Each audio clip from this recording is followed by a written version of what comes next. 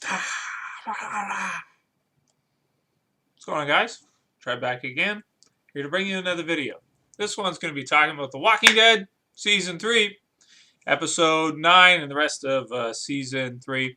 We got a new promo number 4.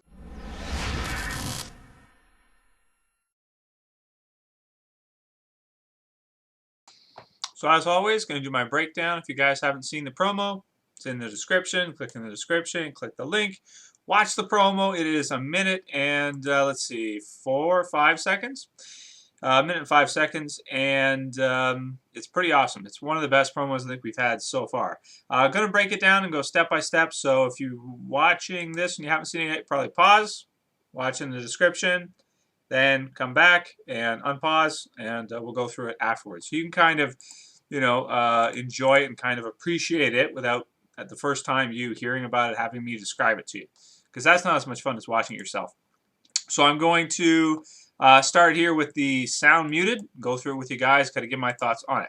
Okay, so the beginning of it, we get some kind of, this sort of like, I don't know if you want to call it like folk type music in the background, which goes really, really well with the setting, of course, them being in Sonoma, Georgia, and that type of Atlanta, setting outside of there near Woodbury. And we have Rick and Michonne kind of driving through. The first time we've seen them sort of together, seemingly alone. And you have Rick kind of explaining about how there's no military, governments, anything like that. Everything is basically in chaos. You get some really cool visuals in the background of the walkers as they go through, which look amazing as always. I love how actually in The Walking Dead, when you go back and you watch a lot of the older zombie movies and stuff, the zombies actually look better, I think, in The Walking Dead than they actually did in almost any of the old zombie movies, with the exception of maybe some of the effects in Day of the Dead.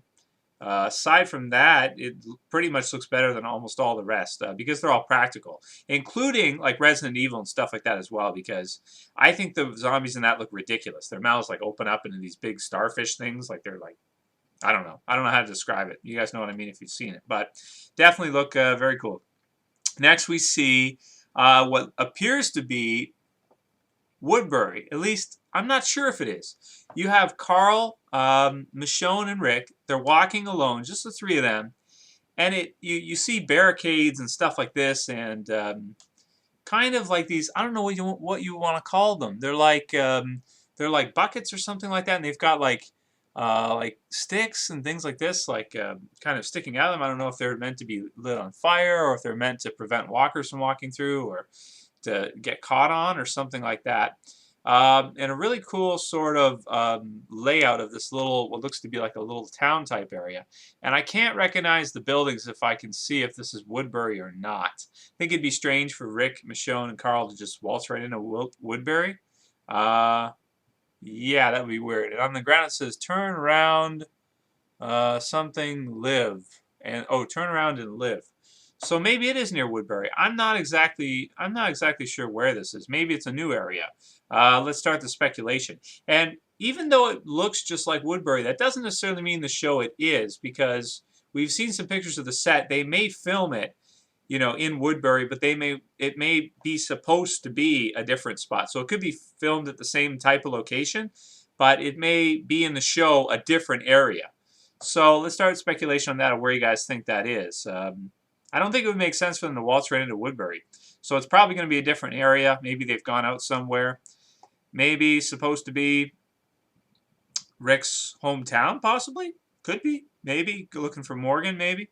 Something like that. So let's start the speculation on that. And I don't think that this promo, even though it says the Suicide King, promo number 4, I don't think it's a promo for just that episode. I'm pretty sure it's a promo for more than that episode, because all of these happenstances or little scenes can't just happen in the Suicide King. They have to be, I would think, happening all the way through the rest of the season. So you got that, so let's go on from there. So they walk in. You've got Rick blasting off some of his assault rifle, which I believe is from the last episode or the episode before. Glenn and Maggie also old. The governor telling Merle that he wanted his brother, now he's got him. And then Merle punches Daryl, which is strange. Maybe the governor's going to make him fight to the death or something. I don't know. Daryl goes down because he probably doesn't want to fight his brother. Then you have Carl, and he tells Rick that he should stop being the leader, which we've seen before, which kind of feeds in that whole storyline from the comic book series of um, Rick and the whole dictatorship thing ending and them trying to start some kind of democracy, which doesn't really last long or doesn't go very well. Then you have Michonne, and she's telling him somebody that the governor's coming, and then we cut over to the governor, and he's kind of going through with some kind of assault rifle shooting, which is probably at the prison, and Rick kind of asking whether or not the governor's crazy, and Michonne kind of, I forget exactly what she says because it's muted, but something along the lines of that he doesn't seem like he is, but maybe just evil, you know. Then the governor tells Andrea that she goes to prison, that she can stay there. So that's kind of interesting, and I especially like the scene next where you have Andrea, and she's, you know, well, first of all, Glenn's telling Andrea that if he wants a war, he's got a war. And then after that, you've got Andrea. She's got a knife. So obviously she goes back after that to Woodbury with the governor. And she's got a knife. And she's got kind of like seemingly deciding whether or not she's going to, you know, kill the governor in his sleep or something like that. Which I personally don't think she will. That would be kind of anticlimactic for the final, you know, ending of the governor's saga and everything. And then we cut back to the prison. We've got some more zombies. We've got Rick. And that's basically it for the new promo. But I like the promo a lot. Definitely the sound in the background was really cool to add to the effect of it. And some cool new clips with Andrea kind of torn in the middle. And us getting to see some other things. I'm really thinking that they're sticking too close to the comic book series for this season. And they're not adding in enough extra stuff. And they are blowing through the governor storyline like crazy.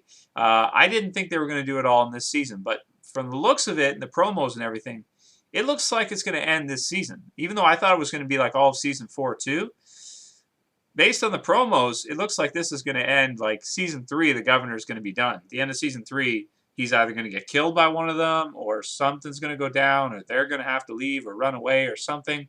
But from what it looks like, from what I've seen so far, making a prediction, just a thought, I think the governor is not going to make it, or this whole story arc from the comic books will be done before season 3 is done.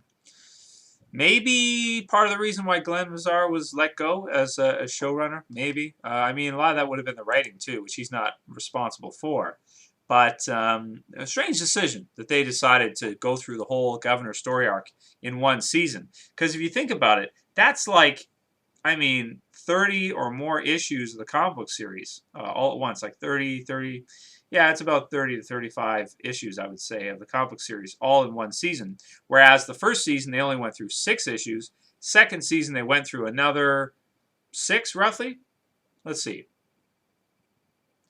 Maybe a few more than 6. Maybe 6 to 12, somewhere between there. But it wasn't that many. It was maybe like 8 or 9, roughly, somewhere in between. But wow, so that's kind of crazy. So again, the pacing thing, really strange, but I mean, I'm still super stoked and excited for the season, and they could always add stuff in later. Like they could have a whole season with totally new stuff that wasn't even in the comic book at all, and it seems like they might have to do that if they continue forward. Otherwise, what'll happen is by like season 5 or 6, they will have caught up to the comic book series 100%.